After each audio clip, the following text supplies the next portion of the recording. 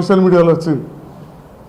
మరి ఇప్పుడు ఈ ఐరన్ లెగ్ జీవన్ రెడ్డి గారు బీఆర్ఎస్లోకి వస్తే మనుగడ ఏముంటుంది అని చెప్పి చాలా పెద్ద ఎత్తున చర్చ జరుగుతుంది.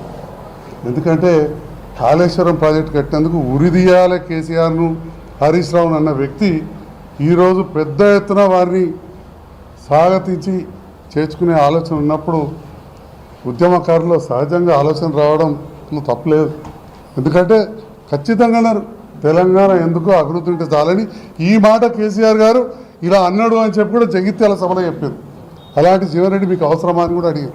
మళ్ళీ అలాంటి జీవన్ రెడ్డి గారిని ఈరోజు చేర్చుకోవడం అనేది ఎంతవరకు సమంజసం అని చెప్పి నేను మీ మీడియా ద్వారా నాకు తెలిసిన కొంత సమాచారాన్ని మీతో షేర్ చేసుకుంటున్నా.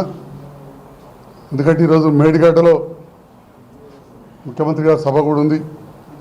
కాళేశ్వరం పునరుద్ధరించాలనే ఆలోచన ఇవ్వాలనేది కాదు, అది కూలిపోయిన తెల్లారటి నుండి కూడా ఎన్డీఎస్సీ కమిటీ వేసి ఉత్తమ్ కుమార్ రెడ్డి గారు, ముఖ్యంగా గౌరవ ముఖ్యమంత్రి గారు శ్రీ రేవంత్ రెడ్డి గారు ఆనాటి నుండి కూడా ఆలోచన చేస్తున్నారు.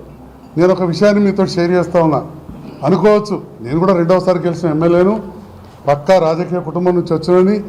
జగిత్యాల ప్రాంతంలో కాలువలు తవ్వినప్పుడు కాలువల మంత్రి వ్యవసాయ మంత్రిగా ఉన్న వారి మనమన్నే.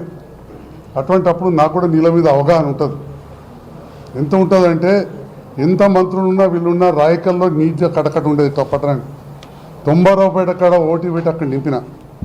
ఇక్కడ అంతర్గామంలో రాజశేఖర రెడ్డి గారు వచ్చినప్పుడు చెరువులో నీళ్లు లేవు అంటే మంజూరు ఇస్తే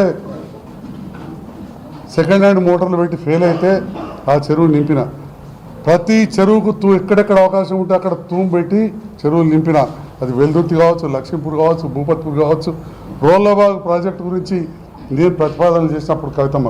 కాబట్టి నాకు ఒక వ్యవసాయ కుటుంబంకి వచ్చిన అవగాహనగా నేను ముఖ్యమంత్రి గారిని మార్చిలో ఒకసారి జస్ట్ ఎంపీ ఎలక్షన్స్ అభ్యర్థుల నిర్ణయాల ముందు నేను అభివృద్ధి కార్యక్రమం కోసం మరి కలిసినప్పుడు చాలా టైం ఇచ్చారు. అప్పుడే అన్నా నేను ఒక మాట, అది నేను కలిసినాను కూడా వచ్చింది కానీ రాజకీయ కోణంలో వచ్చింది. సార్, ప్రజలు వర్షాలు బాగుపడ్డాయి, దాంతోపాటుగా ఈ పంపింగ్ కూడా కొంత జరిగింది. మరి నీటి విషయంలో ఆలోచిస్తుంటే తప్పకుండా చేయాల్సిందే, కానీ అది కూలిపోయింది కాబట్టి ఎన్డీఎస్ఏ రిపోర్ట్ రావాలి.